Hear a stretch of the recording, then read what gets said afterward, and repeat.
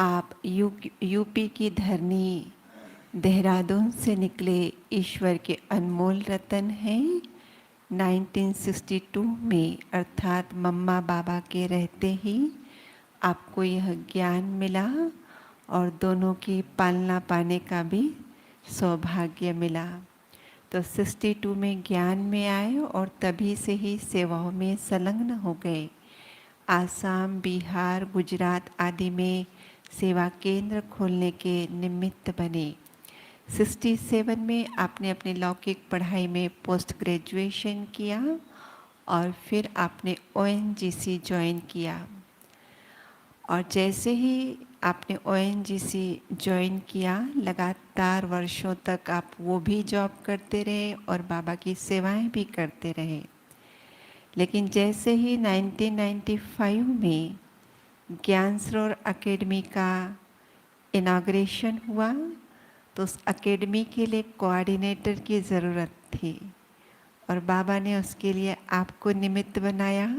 तो आपने अगले ही वर्ष अर्थात 1996 में ONGC में आप सुपरिंटेंडेंट जियोफिजिस्ट के रूप में उस समय अपनी सेवाएं दे रहे थे। वॉलंटरी रिटायरमेंट लिया और यहाँ आ गए और ज्ञान सरोवर अकेडमी के कोऑर्डिनेटर का पदभार संभाला।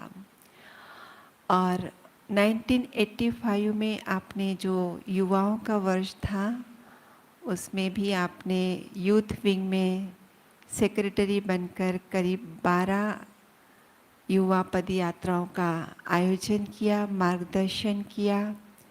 फिर 1988 में आप साइंटिस्ट एंड इंजीनियर विंग में नेशनल कोऑर्डिनेटर के रूप में अपनी सेवाएं देने लगे और वर्तमान में तो आप इस विंग के वाइस चेयरपर्सन भी हैं।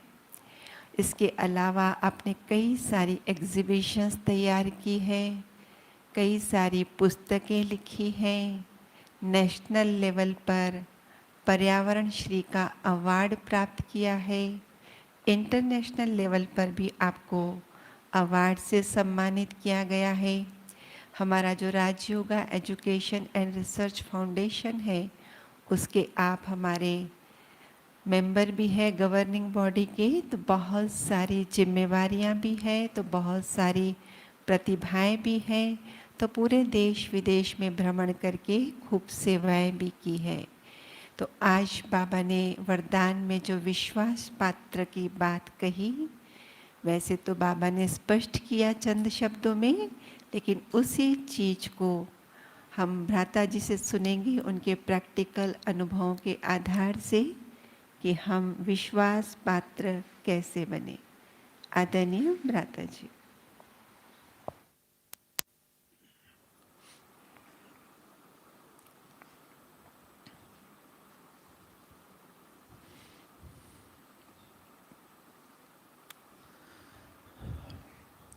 ओम शांति।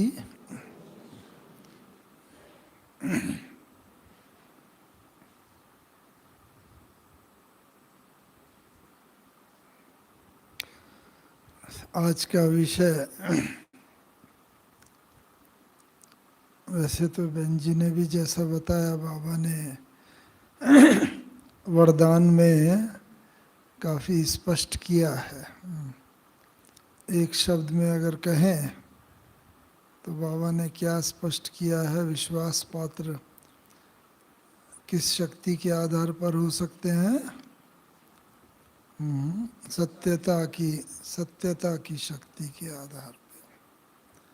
क्योंकि विश्वास जिस पर भी होता है ना, तो दो व्यक्तियों में विश्वास तभी होता है तब जब ये समझा जाता है कि ये हमसे सत्य ही बिहेव करेगा, ट्रीट करेगा, सत्य ही बोलेगा। और दोनों के अंदर ही एक कॉन्फिडेंस होता है, एक फेथ होता है कि विश्वास पात्र होने के लिए और ये अंडरस्टैंडिंग सत्य की बहुत ज़रूरी है। और सत्यता। बाबा भी देखो सबसे पहले भगवान को, हम बच्चों पर कितना कितना विश्वास है। ये क्लब पहले वाले ही मेरे बच्चे हैं, हम जैसे भी थे, हाँ, बस बुराइयों के भंडार थे। कलयुग में तो सभी ऐसे ही होते हैं, विकारों के, बुराइयों के, कमजोरियों के भंडार जैसे सब थे।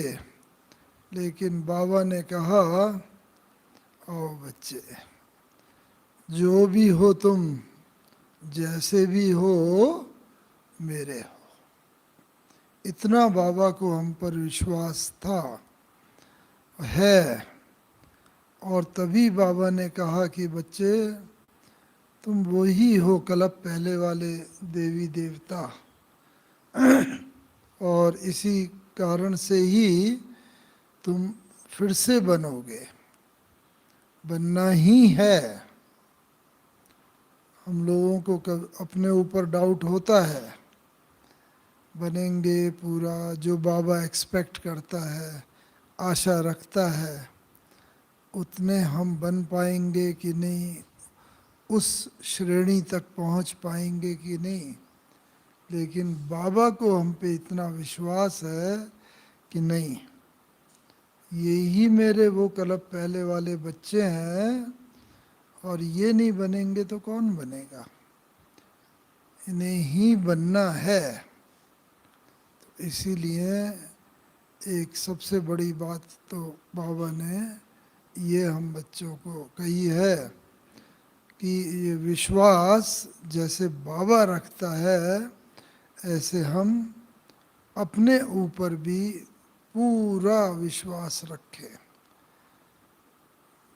कॉन्फिडेंस, सेल्फ कॉन्फिडेंस इतना हो कि हाँ बाबा हम ही हैं, क्लब पहले भी हम ही बने थे और अब हमें ही बनना है। क्लब पहले ही भी हम माला का मणका बने थे। इतना कॉन्फिडेंस हो, इतना विश्वास हो। भले अभी हमें लगता है कि अभी काफ़ी हद तक मंजिल तक पहुंचना बाकी है, लेकिन हम ही बनेंगे। तो विश्वास ऐसा सबसे पहले तो अपने ऊपर कॉन्फिडेंस होना चाहिए। और दूसरा, लौकिक दुनिया में भी विश्वास पर ही काम होता है।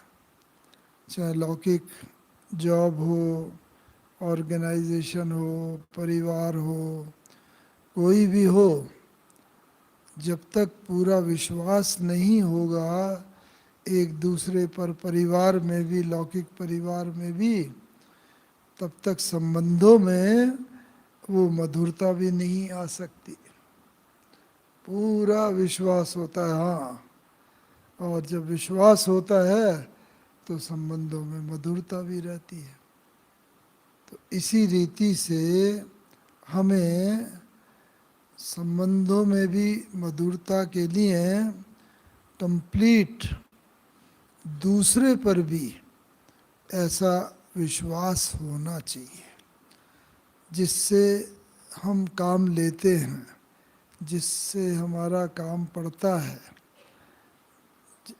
तो वो कैसे होगा?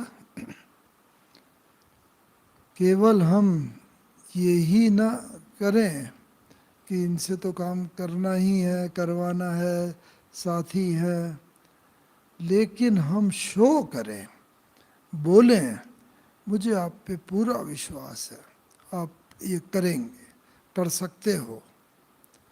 तो वो कहने से उसको भी अपने अंदर और कॉन्फिडेंस डेवलप होता है, आप कर सकते हो। ज्ञानी अगर है तो ज्ञानी को तो कह ही सकते हैं कि भाई कलप कलप आपने ये काम किया है, सफल हुए हो, अभी भी आप ज़रूर सफल होंगे, और मुझे पूरा विश्वास है आपके ऊपर, आप ज़रूर ज़रूर कर सकते हो।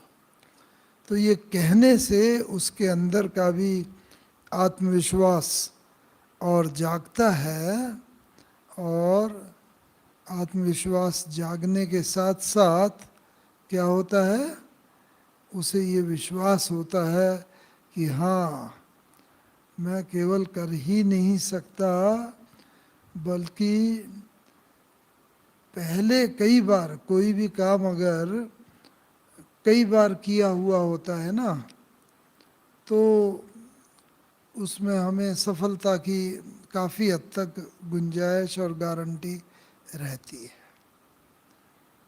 कई बार अगर किया हुआ होता है, शुरू शुरू में ही अगर करेंगे तो इतना कॉन्फिडेंस बिल्कुल नहीं आ सकता।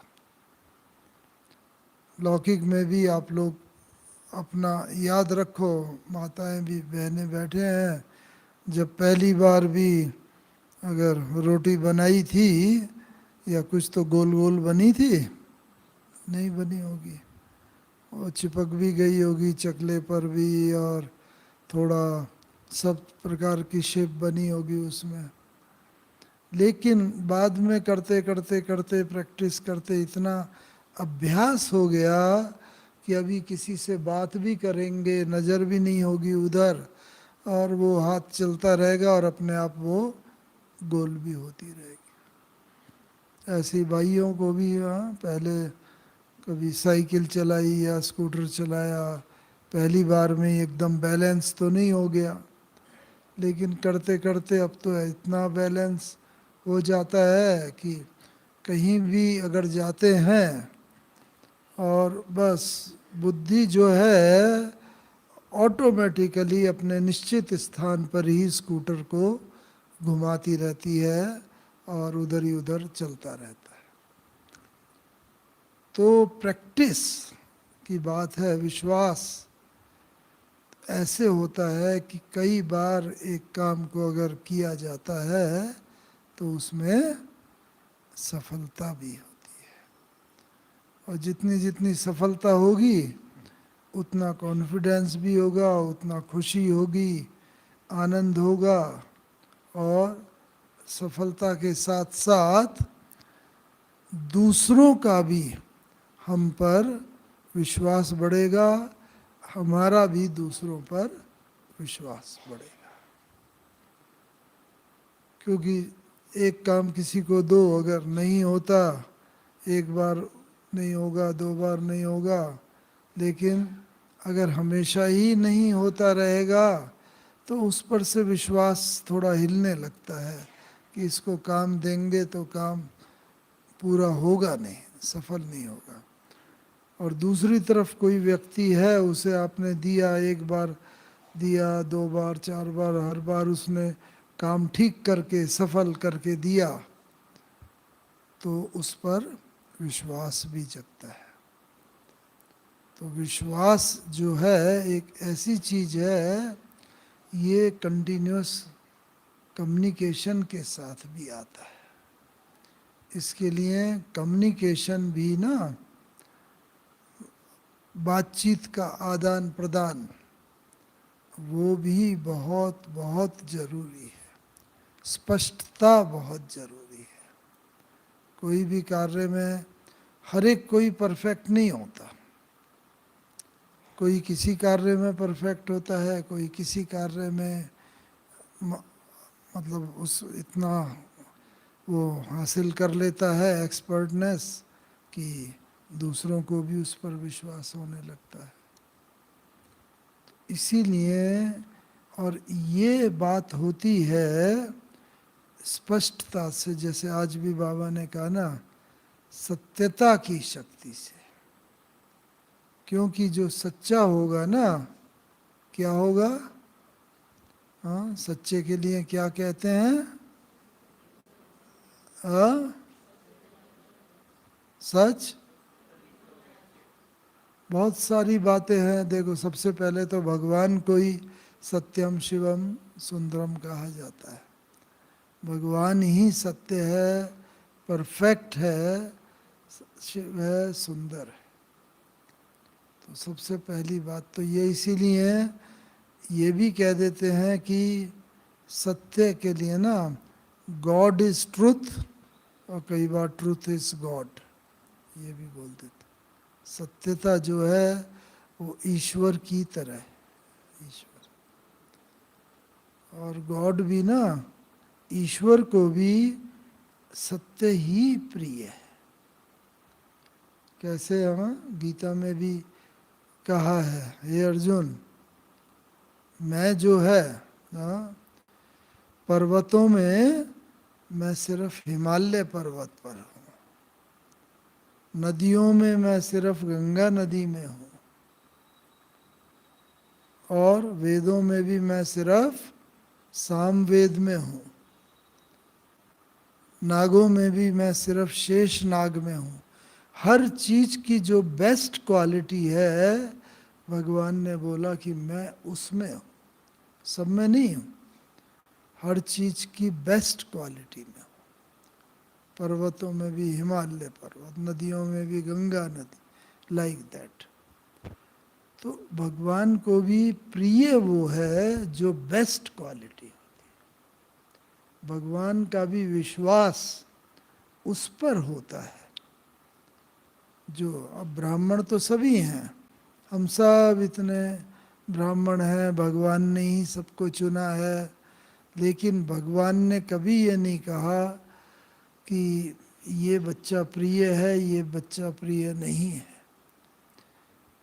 बाबा ने तो यहाँ तक भी कहा कि मेरा लास्ट क्वालिटी वाला भी जो बच्चा है ना, वो आज का जो बेस्ट क्वालिटी का है दुनिया में, उससे भी अच्छा है।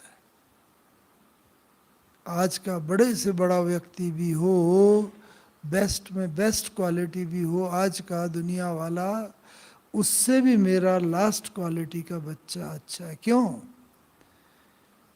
क्योंकि उसमें परख शक्ति है, उसने भगवान को पहचाना है। इसीलिए विश्वास किसी का भी जीतने के लिए हमें और क्या करना चाहिए, उसमें उससे हमारा कम्युनिकेशन भी स्पष्ट होना चाहिए, बातचीत भी बहुत मधुर मीठी और स्पष्ट हो। कोई बात समझ में ना भी आए तो वो बात समझने का पूरा पुरुषार्थ करेंगे तो विश्वास पात्र व्यक्ति के बन भी सकते हैं और दूसरे को भी अपना विश्वास पात्र बना सकते हैं। और क्या होना चाहिए साथ साथ, क्योंकि विश्वास के आधार पर ही ना सब चीज टिका हुआ है, नींव टिकी हुई है। इसीलिए उसके लिए जीवन के अंदर एक उस व्यक्ति के लिए भी हमारा स्नेह, जो आज बाबा ने बताया, स्नेह दिल और दिमाग का स्नेह, दोनों स्नेह, यानी कि सच्चा स्नेह हो, केवल कहने का दिखाने का स्नेह नहीं। आजकल की कलयुगी दुनिया में कई बार दिखाने का भी प्रेम स्नेह होता है, किसी से काम निकालना होता है, कोई ऐसी बात होती है तो उससे बड़े प्रेम से बोला जाता है। तो लेकिन दिल और दिमाग दोनों का स्नेह, दिल दिमाग का स्नेह का मतलब क्या है? दिल और दिमाग का स्नेह का, जैसे मनुष्य है ना, तो ब्रेन भी है, यहाँ दो टांगे हैं, दो टांगों के आधार पर बैलेंस से टिका रहता है, खड़ा रहता है, बैलेंस से चलता है। ऐसे ही ब्रेन में भी ना, यहाँ पर भी दो पार्ट हैं, एक लेफ्ट पार्ट, एक राइट पार्ट, एक बायां हिस्सा, एक दायां हिस्सा ब्रेन का। और ये सबको मालूम है, बायां हिस्सा जो है ना, वो ज़्यादातर लौकिक कामों में, फिजिकल कामों में, उनमें इन्वॉल्व रहता है। जो भी हमारा धंधा है, साइंस है, मैथमेटिक्स है, फाइनेंस है, पैसा है, कैलकुलेशन है, स्टैटिस्टिक्स है, फिजिकल चीज़ें, भौतिक चीज़ें जितनी हैं वो बायां हिस्सा डील करता है, और दायां हिस्सा जो ब्रेन का है वो आत्मा के जैसे गुण हैं, सुख, शांति, आनंद, प्रेम, पवित्रता, ज्ञान, शक्ति, ये सब डील करता है। दोनों ही जीवन के लिए आवश्यक है। खाली अगर लेफ्ट ही होगा ना तो वो बहुत ही भौतिक होगा, उसका भी फैमिली लाइफ ठीक नहीं होगा। और जो पूरा का पूरा अगर केवल आध्यात्मिक में और भगवान उसमें ही होगा, भौतिक काम नहीं करता होगा, अपने डेली के काम अपने जो उसमें एक्सपर्ट नहीं होगा, वो भी ठीक नहीं होगा। तो बैलेंस जो जीवन के अंदर चाहिए, तो विश्वास पाने के लिए हमें दोनों पार्ट का बैलेंस चाहिए जीवन के अंदर। जब दोनों के बैलेंस अगर होते हैं ना, तो इसीलिए क्या क्या क्या बैलेंस, जैसे बाबा भी कई बार कहता है ना, कौन सा बैलेंस? लव एंड लॉ का बैलेंस मानो। बहुत स्नेही बच्चे हैं तो लव, प्यार भी होना चाहिए, प्यार के साथ साथ लॉ थोड़ा, बहुत ही प्यार ही दिया तो बिगड़ जाते हैं, एकदम आउट ऑफ कंट्रोल हो जाते हैं। इसी प्रकार से कई चीज़ों का जीवन के अंदर, सब चीज़ों का बैलेंस अगर होता है, बाबा भी कहता है, जब शुरू में आप लोग भी याद करो, जब शुरू में आप लोग ज्ञान में आए होगे तो बस बाबा का ज्ञान सुना और एकदम नशा भी चढ़ा होगा, ईश्वरीय नशा, और वो तो थोड़ा बैलेंस भी लौकिक लाइफ का और अलौकिक लाइफ का थोड़ा अपसेट हो गया होगा। किन्हीं किन्हीं का लौकिक लाइफ में ही ज़्यादा वो रहता है, किन्हीं का अलौकिक लाइफ तरफ चला गया। लेकिन रिक्वायर्ड क्या है, ज़रूरत, आवश्यकता ये है कि जीवन में अगर हम सफलता चाहते हैं तो वो सफलता पाने के लिए हमें क्या होना चाहिए जीवन के अंदर? सफलता के लिए लौकिक और अलौकिक का भी पूरा बैलेंस होना चाहिए। ये बहुत बहुत आवश्यक है। नहीं तो कई बार अलौकिक का तरफ पूरा हो जाता है तो लौकिक वाले ठीक नहीं समझते हैं और उनसे संबंधों में कटुता हो जाती है। कई बार लौकिक में ही अगर बहुत रहते हैं तो फिर फर्क क्या हुआ? अलौकिक अगर हुआ, भगवान का ज्ञान मिला, ईश्वर की तरफ हमारा जिंदगी का परिवर्तन नहीं, तो उसका भी लाभ कुछ नहीं। तो दोनों का समय प्रति समय बैलेंस होना, ये जीवन के लिए ये बहुत आवश्यकता है।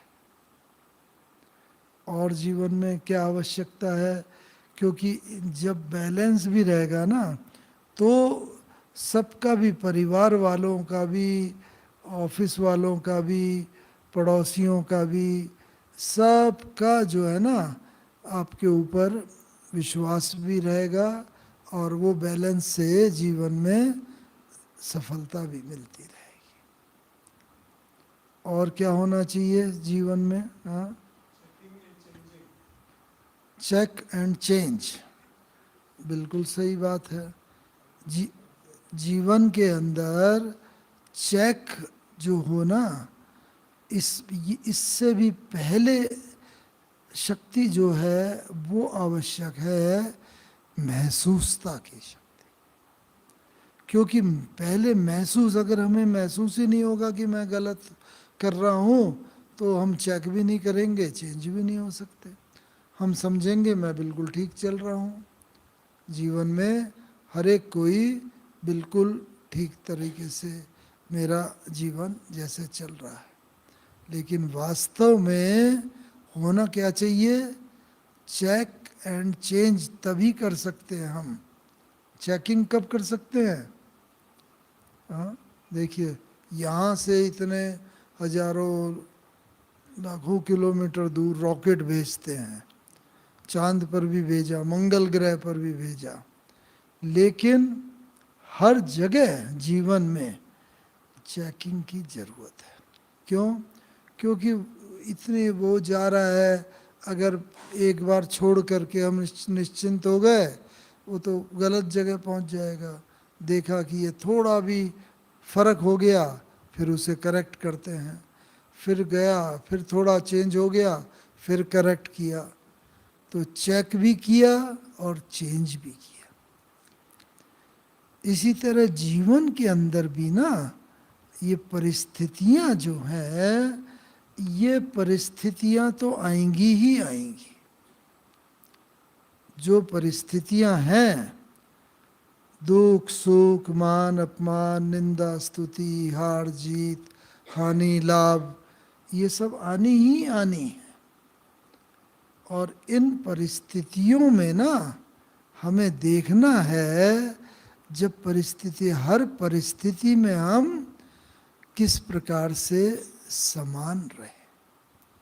दुख सुख, किसी ने कहा है, बड़ा अच्छा सिंपल है, सुना भी होगा, जैसे फूल बनकर मुस्कुराना जिंदगी है। सुना होगा आपने, फूल बनकर मुस्कुराना जिंदगी है, मुस्कुराकर गम भुलाना जिंदगी है, जीत कर तुम खुश हुए तो क्या हुआ, हार कर भी मुस्कुराना जिंदगी है।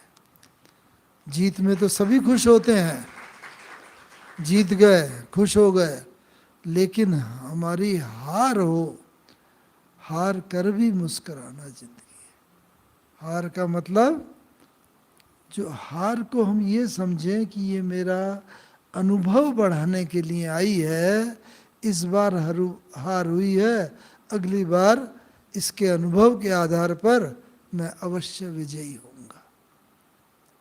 तो इसीलिए परिस्थितियां ऐसी होनी चाहिए, दोनों प्रकार की आएंगी, लेकिन उन परिस्थितियों में हमें अपनी मानसिक स्थिति जो है ना, वो समान रखनी है, पॉजिटिव रखनी है मानसिक स्थिति। और ये जितनी जितनी मानसिक स्थिति पॉजिटिव रहेगी, उतना उतना क्या होगा, पॉजिटिव अगर होते जाएंगे तो दूसरे के अंदर भी हमें पॉजिटिवनेस दिखेगी। होता क्या है अक्सर करके, कि जब भी कोई भी नेगेटिविटी अगर हमें किसी की नज़र आती है ना, कोई बात होती है, तो हम भी नेगेटिव हो जाते हैं। उसने हमसे ठीक नहीं बोला, हम भी उससे ठीक नहीं बोलते। क्रोध उसे आया, भाई क्रोध को शांति से, आग से नहीं बुझती, आग पानी से बुझती है। तो इसी तरह क्रोध आया, लेकिन हम अगर शांत रहेंगे तो उससे उसका क्रोध शांत होगा। लेकिन होता परिस्थिति वश उल्टा हो जाता है, एक को क्रोध आया तो दूसरे को भी थोड़ा हो जाता है, फिर दूसरे को हुआ तो पहले का और क्रोध बढ़ जाता है। तो इसीलिए इससे क्या होता है कि हमारा स्नेह भी डगमग होता है, जो जैसा आज बाबा ने वरदान में भी कहा कि दिल और दिमाग का जहाँ स्नेह होगा ना, वहाँ विश्वास होगा ही होगा। स्नेह होगा, उस पर सत्यता होगी, उस विश्वास होगा, और विश्वास के साथ साथ मनुष्य जीवन में सफलता पाता जाएगा, तो उसकी खुशी भी बढ़ती जाएगी। और क्या होना चाहिए विश्वास के लिए साथ साथ जीवन में? ये लौकिक रीति से तो ठीक है विश्वास, क्योंकि कहीं पर भी जीवन में जहाँ पर आपका एक दूसरे में ना टकराव होगा, आप मानो ज्ञान में आए तो पहले तो आप अपना लौकिक काम सब कुछ और घर का सब ठीक, अब थोड़ा समय लौकिक भी दे रहे हैं, आपको पता चल रहा है, अलौकिक दे रहे हैं, अमृत वेले उठ रहे हैं, सुबह बाबा का मुरली सुन रहे हैं। तो जीवन में ना जब ये बदलाव भी आता है तो 90% लोग शुरू में इस बदलाव को गलत रीति से ले लेते हैं। बाद में लॉन्ग रन में तो ठीक होता है, लेकिन शुरू में गलत रीति से अगर बदलाव को ले लेते हैं कि अरे ये तो, इसे तो कुछ भी बोलते रहो, ये तो कायर हैं, या ये तो जवाब ही नहीं देते हैं किसी चीज़ का। ये नहीं समझेंगे कि ये सहनशीलता की वजह से इनके यहाँ सहनशीलता का गुण दिखा है। बाद में उन्हें पता चलता है, लेकिन शुरू से ही ना वो नहीं होता। तो एक चीज़ में एक्चुअल पंक्चुअल होते हैं, तो दूसरे में जब समय देंगे, समय तो वही 24 घंटे का है, तो उसमें दूसरे लोग उस बात को गलत लेने लगते। तो इसीलिए ज़्यादातर एक्चुअल पंक्चुअल तो केवल लौकिक जॉब के लिए या उसके लिए हुआ, लेकिन उसके साथ साथ और जीवन में क्या होना चाहिए साथ साथ, क्योंकि हाँ, ये विश्वास पात्र की बात हो रही है। और ये भी अच्छा है, राय दो, जब मीटिंग हो रही है या परिवार के लोग बैठे हैं या ऑर्गेनाइजेशन में हैं, तो सबकी राय अलग अलग होंगी, लेकिन राय दो मालिक बन के। लेकिन अगर मेजॉरिटी की राय और ज़्यादातर का ये होता है कि नहीं ये करना चाहिए, तो किसी के तो अगेंस्ट में होगा ही जिसने दूसरी राय दी है। तो जब अगेंस्ट में होगा तो आपके ईगो को, अहंकार को ठेस लगेगी, आप उसको स्वीकार करना मुश्किल हो जाएगा। तो फिर क्या होगा, तो तब आपको बालक बन के मान लेना पड़ेगा उस बात को। इसीलिए हमारी इतनी बड़ी संस्था किस तरीके से चल रही है, मुझे भी इतने साल 50 साल से ज़्यादा हो गए, और मैं देखा, बाबा को देखा, मामा को, दादियों को, सबकी राय होती है अलग अलग। कितनी ही घटना, सैकड़ों घटनाएं हैं, अलग अलग राय होगी। तो उस वक़्त दादी या बाबा डिसीज़न नहीं लेते, अच्छा ये राय है, ये है, ठीक है, इसे कल को और सोच के आओ, और फिर कल को फिर इस पर और विचार करेंगे। क्योंकि जब हीट ऑफ द मोमेंट होता है, जब बात अपनी रखते हैं, हमें लगता है मेरी बात बिल्कुल सही है, अपनी बात सही लगती है और दूसरे की बात उतनी सही नहीं लगती, तो क्या होता है, टकराव होने की वो होता है। इसमें क्या करना चाहिए, इसीलिए 3 प्रकार की प्रॉब्लम गाई जाती हैं, आधि, व्याधि और उपाधि। यानी एक होती है शरीर की प्रॉब्लम हो गई, बीमारी वगैरह हो गई, व्याधि हो गई, एक फाइनेंशियल प्रॉब्लम हो गई, धन की प्रॉब्लम हो गई, एक कोई और ऑर्गेनाइजेशनल दूसरी प्रॉब्लम हो गई। जितनी भी प्रॉब्लम जीवन में आदि आती हैं, उसका उपाय क्या है, समाधि। आधि, व्याधि, उपाधि, ये 3 प्रकार की मुख्य समस्याएं होती हैं, इसका उपाय है समाधि।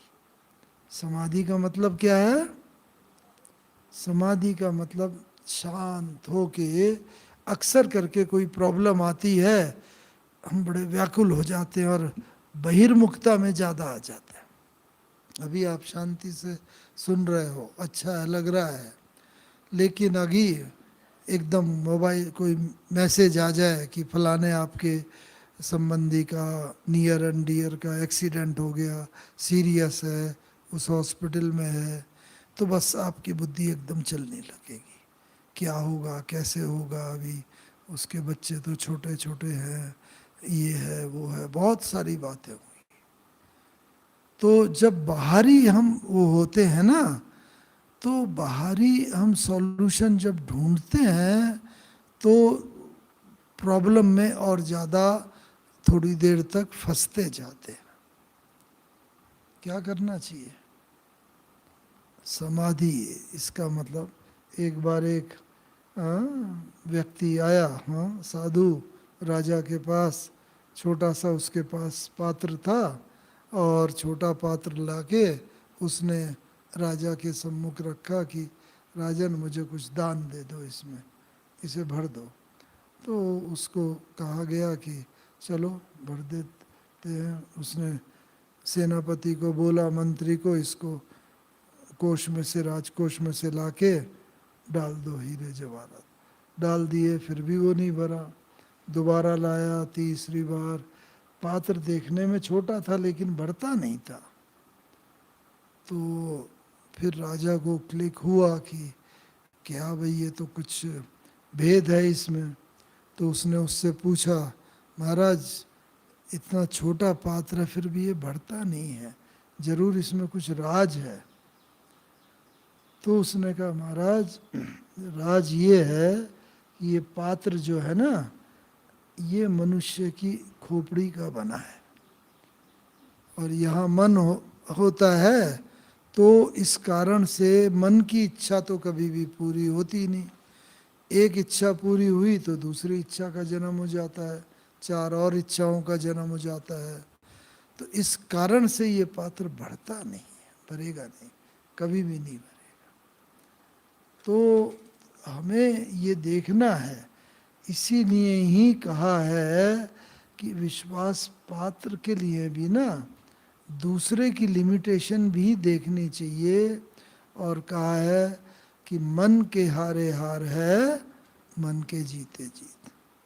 मन जीते जगत जीत, माया जीते जगत जीत। पहचान क्या हो कि मन हमारा जीत रहा है। मन चंगा तो कठौती में गंगा।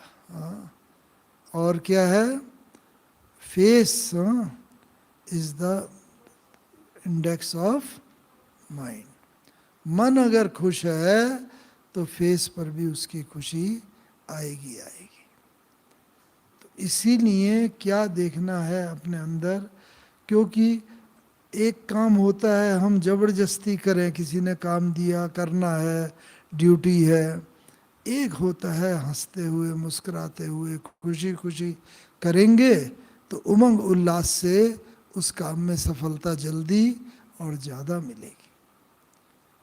तो इसलिए एक आवश्यकता ये भी है कि मन को हम ये चेक करते रहें। उससे क्या होगा, हम अपना मन चेक करेंगे तो दूसरे के मन को भी एकदम समझ सकेंगे। मुझे याद आता है, ब्रह्मा बाबा से तो हम लोग कई बार मिलते थे, बहुत बार मिले, लेकिन जो लास्ट टाइम मिले, हमें एक सौभाग्य है कि हम लास्ट टाइम भी ब्रह्मा बाबा को मिले हैं 18 जनवरी को। क्योंकि हम बहुत दूर पोस्टेड थे ONGC में, आसाम में। बाबा ने अंतिम समय जैसे बुला लिया तो 17 जनवरी को हम पहुंच गए अपने लौकिक पिताजी के साथ यहाँ पर। और 17 और 18 जनवरी को जो बाबा को देखा ना, तो बाबा की तो बिल्कुल कर्मातीत अवस्था थी। तो कर्मातीत अवस्था का और पवित्र हृदय का, जितना जितना हृदय पवित्र होता जाता है, शुद्ध होता जाता है, उतना उतना उसकी एक पहचान है। हमारा मन जो है ना, दूसरे के मन की बातों को सहज ही समझ लेगा, कहने की जरूरत नहीं। तो पहले हम जब बाबा से मिलते थे तो बाबा को बताते थे, ये सेवा है, ये पुरुषार्थ चल रहा है, ऐसा कर रहे हैं। लेकिन 17-18 जनवरी को जब बाबा को मिले, बाबा की तो कर्मातीत अवस्था थी। तो बस बाबा के सम्मुख गए, बाबा ने दृष्टि दी, बाबा ने कहा, बच्चे ये पूछने आए हो, अच्छा ऐसा कर लो, ऐसा हो जाएगा। एक बार हुआ, 2 बार हुआ, 2 दिन में 5-6 बार बाबा से मिले। और हर बार ऐसा हुआ कि हमें एक अक्षर भी बोलने की ज़रूरत नहीं पड़ी। बाबा ने क्या मन के अंदर प्रॉब्लम है, समस्या है, उसका समाधान, वो पढ़ भी ली समस्या और उसका समाधान भी कर दिया। तो ये जो चीज है ये हम सब बच्चों में भी ना नंबर वार आती जाएगी, आ रही भी है। हमने दादियों में भी देखा, दादी के पास कभी भी जाते हैं या कुछ भी, बस दादियाँ भी इसी प्रकार से, कई बार आप लोगों का अनुभव होगा, कुछ पूछने गए बस एकदम भूल जाते हैं, वैसे ही एकदम देखते ही रह जाते हैं, दृष्टि लेते रह जाते हैं। तो ये बात जो है ये इस रीति से हमें समझनी चाहिए, इससे हमारा दूसरे पर और विश्वास बढ़ता है। क्यों? क्योंकि जब उसके मन की असली बात को पढ़ लेंगे तो उससे क्या होगा कि हम उस बात को समझ के उसका समाधान भी कर सकेंगे, और अंत में हम बच्चों को यही करना है, पूरी दुनिया का विश्वास जीतना है। कैसे? अभी तो हम बोल रहे हैं, बहुत समय से लोग कहते हैं, ये तो बोलते ही हैं कि विनाश होने वाला है, अब होगा, लड़ाई होने वाली है, अर्थक्वेक होगा, और अब तो परिस्थितियां बनती जा रही हैं। लेकिन अंत समय में क्या होगा? लोग आएंगे हमारे सम्मुख, और हम जैसे ही उनकी मन की बात को परख करके उनका मन को हम परिवर्तन कर सकेंगे। बाबा कहता है, रोती हुई आत्मा आए, आपके सम्मुख आएगी, लेकिन आपका ज्वालामुखी रूप देख करके हंसती हुई चली जाएगी। अशांत आत्मा आए, शांति की स्थिति का अनुभव करती चली जाए, उसको ही यही तभी विश्वास होगा ये भगवान के दूत हैं, भगवान के बंदे। मेरे तो ये मानसिक स्थिति थी, और यहाँ आके तो बिल्कुल ही मैं बदल गया, दुख मैं भूल गया बिल्कुल, और मुझे तो सुख ही सुख याद आ रहा है। तो विश्वास पात्र के लिए एक ये भी बहुत बहुत आवश्यक है साथ में, कि उसमें हम ऐसे बनते चलें, अपने मन को साफ करना पड़ेगा। हम दूसरे की बात तब पढ़ सकेंगे जब हमारा अपना मन जो है ना वो स्पष्ट होगा, तो दूसरे के मन की बात को स्पष्ट पढ़ सकेंगे। मुझे कहा गया था कि भाई ऐसा लास्ट में भी ना कुछ आप लोग और इंट्रोस्पेक्शन करना चाहते हैं, जो सुन रहे हैं, तो इसीलिए अब आप लोगों के मन में कुछ जो इंट्रोस्पेक्शन करना चाहो वो कर सकते हो, जो पूछना चाहो वो इसमें पूछ सकते हो। क्यों? क्योंकि ये प्रैक्टिकल कंडीशंस हम सब लोगों को फेस करनी है। दुनिया आएगी, और दुनिया वाले जब समझेंगे कि हाँ ये ही वो हैं, जब हम उनके मन की बातों को समझ करके उनका भी समाधान कर सकेंगे, उन आत्माओं को भी। तो अब बहन जी ने मुझे बताया था कि आप ये 15 कुछ चाहते हैं करना अंत है, तो किस बात में आप इंट्रोस्पेक्शन करना चाहते हैं, अंदर झांकना चाहते हैं, कोई बात पूछना चाहते हैं, तो उस बात को करो। नहीं तो इस विषय में तो अभी बहुत और भी बहुत कुछ काफ़ी है, लेकिन जितना सुना समय हुआ है, तो आपको अगर कुछ और पूछना हो। जी हाँ हाँ हाँ जरूर, क्यों नहीं। ब्रह्मा बाबा के साथ भी रहे हैं, और अंतिम दिन भी ब्रह्मा बाबा को देखा 18 जनवरी को सारा दिन। तो सबसे पहली बात तो ये है, ब्रह्मा बाबा को ना बाबा ने भी पुरुषार्थ किया। शुरू में बाबा को भी ना योग नहीं लगता था। 1936-37 में जब ज्ञान स्थापन किया तो बुद्धि भाग जाती थी। तो जब बुद्धि भाग जाती थी तो फिर बाबा ने उस बुद्धि को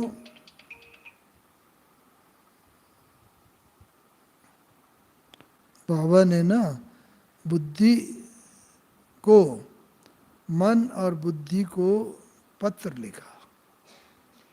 हमारी भी, अभी भी आप लोगों का भी ये अनुभव है, हमारा भी, सबका, कि जितने टाइम हम बैठते हैं, कोई सारा टाइम तो योग नहीं लग जाता। कई बार कहीं बुद्धि भाग जाएगी, घर में, ऑफिस में, धंधे में, अलग अलग जगह बुद्धि भाग जाती है। तो हमें क्या करना है उसके लिए? तो बाबा ने जो किया, बाबा ने क्या किया कि बाबा ने मन को पत्र लिखा कि हे मन, मैं आत्मा राजा हूँ और तू मेरा मंत्री है।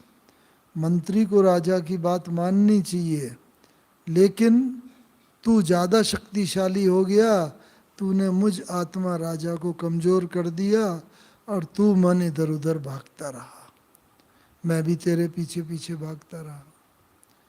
ऐसी बुद्धि को भी बाबा ने पत्र लिख के ये कहा कि तुम दोनों ने मिलकर मुझ आत्मा राजा को बहुत कमज़ोर कर दिया। लेकिन अब मैं तुम्हें बता देता हूँ हे मन, हे बुद्धि, कि अब तुझे मेरी बात माननी पड़ेगी, क्योंकि मैं राजा हूँ और तू मेरा मंत्री है, तू कर्मचारी है मेरा। बस हमें भी मन को ऑर्डर करना पड़े, खाली कहने से ये नहीं होगा कि क्या करें, मन भाग जाता है, बैठते हैं हम याद में, कभी बुद्धि वहाँ चली जाती है, कभी वहाँ चली जाती है, कहने से नहीं होगा। और कब होगा? जब हम अपने स्वाधीन की सीट पर स्थित होंगे।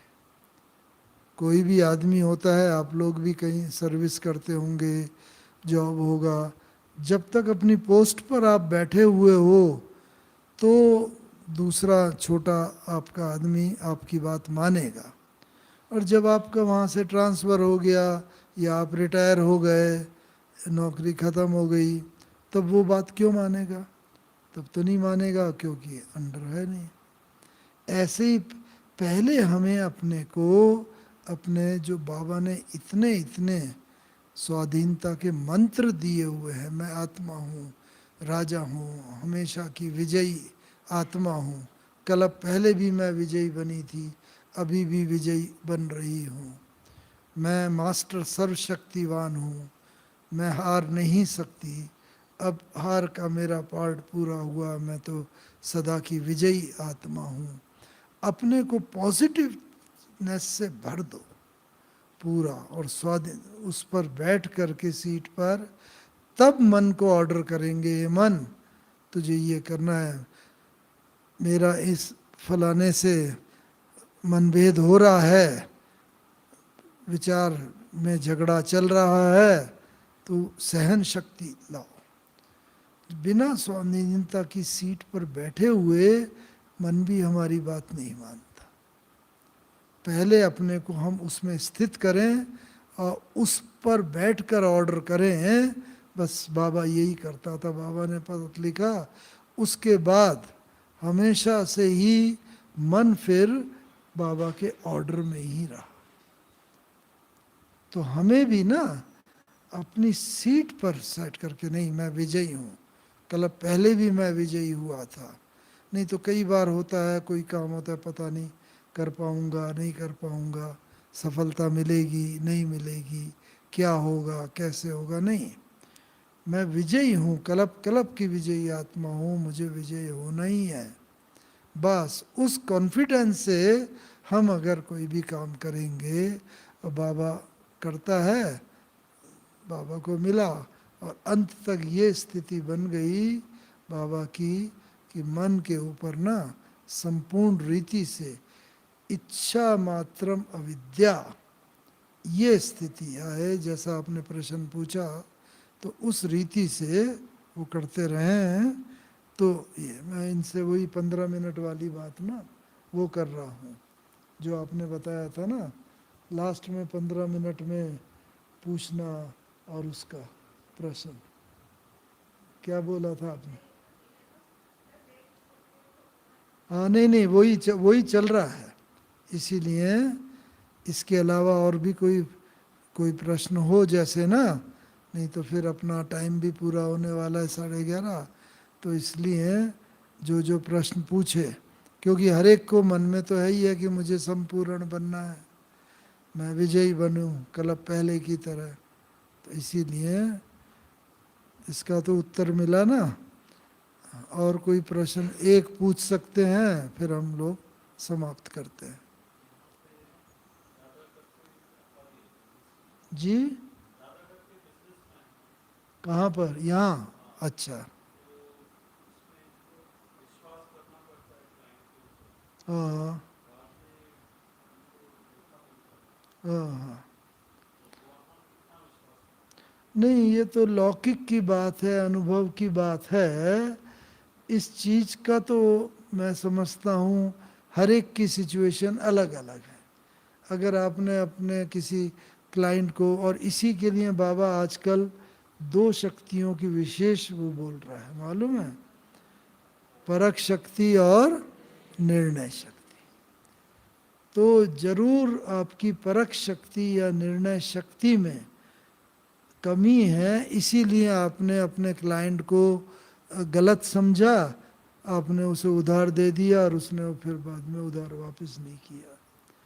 दूसरी बात, और इसके लिए बाबा ने बताया है, कौन सी बात? परख शक्ति निर्णय शक्ति बढ़ाने के लिए एकाग्रता की शक्ति। और एकाग्रता आती है मेडिटेशन से। इसीलिए इसके लिए आप योग करें, और बार बार मन भागे भी तो मन को पकड़ के लाओ। एकाग्रता जैसे सूर्य की लाइट के सामने रखते हैं ना, एकाग्रता होती है तो वो जल जाता है। तो ऐसे ही एकाग्रता बढ़ाने की ज़रूरत है।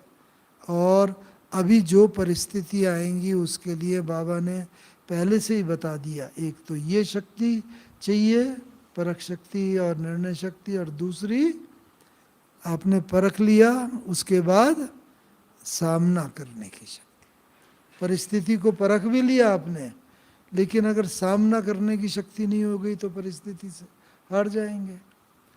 इसीलिए परिस्थिति को परखने की शक्ति पहली शक्ति, और दूसरी सामना करने की शक्ति।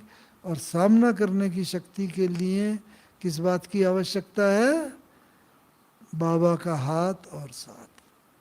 बस बाबा ही याद आना चाहिए। बाबा, मेरे बाबा आओ, मेरे साथी आओ, मदद करो। अक्सर करके क्या होता है, हमें लौकिक बातें पहले याद आ जाती हैं और फिर ये बाबा बाद में याद आता है तो सफलता नहीं मिलती। वही द्रौपदी वाली बात ना, तो वो सुनी है सबने। तो इसीलिए अभी आपको यही करना है कि बस परख शक्ति को बढ़ाना है, निर्णय शक्ति को, ये योग से ही बढ़ेगी और एकाग्रता से बढ़ेगी। और इसके साथ साथ सामना करने की शक्ति, उसके लिए हमेशा बाबा का हाथ और साथ साथ में रहे। मेरे बाबा, बाबा ने वर्ड दिया, आओ बाबा आओ मुझे मदद करो, मेरे बाबा मेरे साथी, आपको ये काम करना है। फिर देखो बाबा किस तरीके से आपका काम करता है। ओम शांति, ओम शांति।